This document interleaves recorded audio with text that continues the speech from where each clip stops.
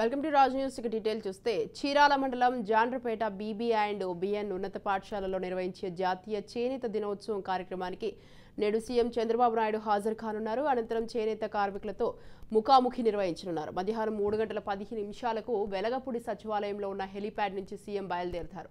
3:35 చీరాలలోని Saint Ann's engineering కళాశాలకు చేరుకుంటారు. అక్కడ ప్రజాప్రతినిధులు, అధికారులు సీఎంకి స్వాగతం పలుకుతారు.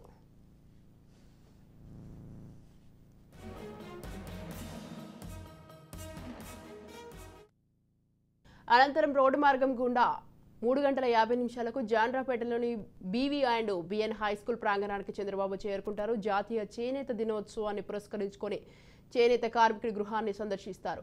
ఆ తర్వాత వీవర్స్ సర్వీస్ సెంటర్ ఆధ్వర్యంలో ఏర్పాటు చేసిన స్టాళ్లను పరిశీలిస్తారు. అనంతరం చేనేత కార్మికులతో ముఖాముఖి నిర్వహించి వారిని ఉద్దేశించి ప్రసంగిస్తారు. చివరగా 5:30 సభాస్థలం నుంచి బయలుదేరి 5:40 హెలిప్యాడ్కి చేరుకొని వెలగపూడికి బయలుదేరుతారు.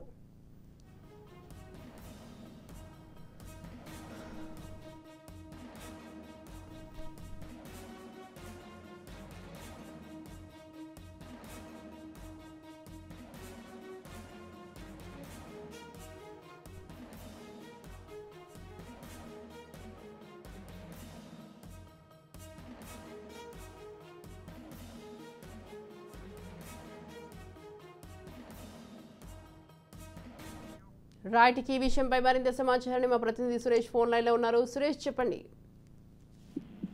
Thank you Swathi. నేడు ఏదైతే జాతీయ చేనేత దినోత్సవం ఉందో ఈ సందర్భంగా రాష్ట్ర ముఖ్యమంత్రి ఎవరైతే ఉన్నారో చంద్రబాబు నాయుడు ఈ రోజు ఇది ఏదైతే చీరాల నియోజకవర్గంలోని జాండ్రపేటలో అంటే అత్యధికంగా అక్కడ వేవర్స్ ఈ చేనేత కార్మికులు ఎక్కువగా ఉన్న జనాభా ఎక్కువగా ఉన్న ప్రాంతంలో ఈ రోజు ఆయన పర్యటన అయితే సాగనుంది. ఈ రోజు 3:10 వెలగపూడి, సాయంత్రం 3:10 క్యాబినెట్ ముగించుకొని 3:10 వెలగపూడి నుండి హెలికాప్టర్ ద్వారా ముఖ్యమంత్రి చంద్రబాబు నాయుడు బయలుదేరి అలాగే 3:30 చీరాల సెయింట్ ఆన్స్ కాలేజీలో ఎక్కడైతే హెలిప్యాడ్ ఏర్పాటు చేస్తారో అక్కడికి చంద్రబాబు నాయుడు చేపడు దిగనుంది. అక్కడి నుంచి రోడ్డు మార్గం ద్వారా హెలిప్యాడ్ దగ్గర నుంచి ఇటు జాండ్రపేట హై స్కూల్ దగ్గర ఎక్కడైతే సభ ఏర్పాటు చేశారో ఆ సభ దగ్గరికి చేరుకుంటారు. అక్కడే ఆ చుట్టుపక్కలంతా వేవర్స్ ఉండడంతో నేరుగా వేవర్స్ దగ్గరికి వెళ్లి ముఖాముఖి చంద్రబాబు నాయుడు మాట్లాడే అవకాశం అయితే కనబడుతుంది. అక్కడ వేవర్స్ ఉన్న పరిస్థితులు, అక్కడ వేవర్స్ ఎదుర్కొంటున్న కష్టాలు వారిని అడిగి తెలుసుకునే అవకాశం అయితే కనబడుతుంది. మరోవైపు చూసుకుంటే అక్కడ ఏదైతే వేవర్స్ మగ్గాలు ఉంటాయో మగ్గాలు కూడా వాటిని కూడా పరిశీలిస్తారని చంద్రబాబు మనకైతే సమాచారం అందుతున్న పరిస్థితి ఉంది. మరోవైపు చూసుకుంటే అనంతరం అక్కడ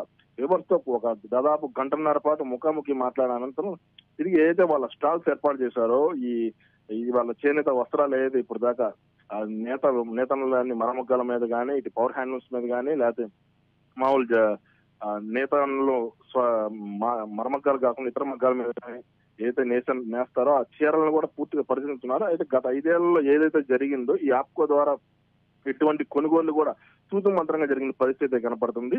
అయితే దీని మీద అయితే వాళ్ళు రైతు ఏదైతే నేతలు ముఖ్యమంత్రి చంద్రబాబు నాయుడు తమ సమస్యలు ఏదైతే ప్రధానంగా ఉన్న సమస్యలు ఉన్నాయో ఆప్కో ద్వారా పూర్తిగా ఇప్పటి వరకు ఏదైతే మాస్టర్ వేవర్స్ పెట్టుబడి పెట్టి ఈ నేతల చోట చీరలు నేసిన పరిస్థితి ఉంది. అది అయితే ఆప్కో ద్వారా గత 5 ఏళ్ల కాలంలో అంతంత మాత్రంగా కొనడంతో మిగతా మొత్తం అక్కడ పేరుకుపోయిన పరిస్థితి ఉంది. అయితే వాటన్నిటిని ఏ విధంగా కొనుగోలు చేస్తాం, ఆప్కో ద్వారా ఎంత కాలంలో కొనుగోలు చేస్తాం అనేది కూడా ముఖ్యమంత్రి వారికి తెలిపే అవకాశం ఉంది. మరోవైపు చూసుకుంటే నేతలలో మొదటి నుంచి ఎక్కువగా చెప్తున్న సమస్య ఏంటంటే జిఎస్టీ.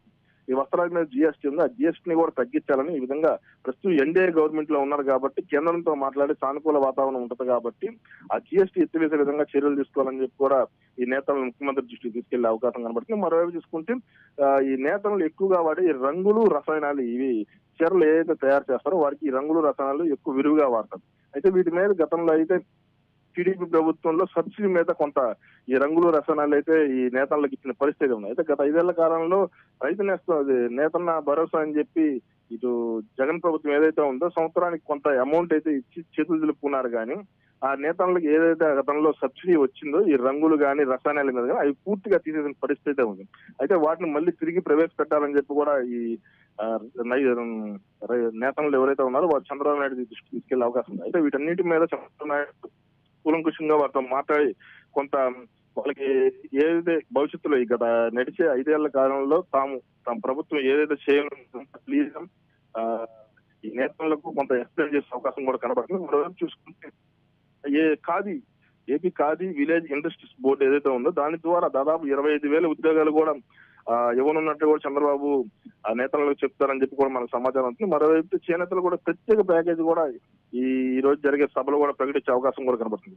ఆ తర్వాత 26 నుండి స్కిల్ సెంటర్లు ఈ చేనేతలకు సంబంధించి వాటి కూడా 26 సెంటర్లు ఏర్పాటు చేయనున్నట్టు కూడా తెలుస్తుంది. మరోవైపు ఏదైతే ప్రధానంగా టెక్స్టైల్ పార్క్ ఎప్పటి నుంచో డిమాండ్ జరుగుతుందో దాన్ని కూడా త్వరితగతిన పూర్తి చేస్తాం, ఏర్పాటు చేస్తామని కూడా చంద్రబాబు నాయుడు తెలిపే అవకాశం కనబడుతుంది. మరోవైపు 8వ తరగతి అర్హతలో 5 లక్షల నుంచి దాదాపు 50 లక్షల వరకు ఈ నేతలకు రుణాలు ఇచ్చే అవకాశం కూడా కనబడుతున్నట్టు మనకు తెలుస్తుంది స్వాతి.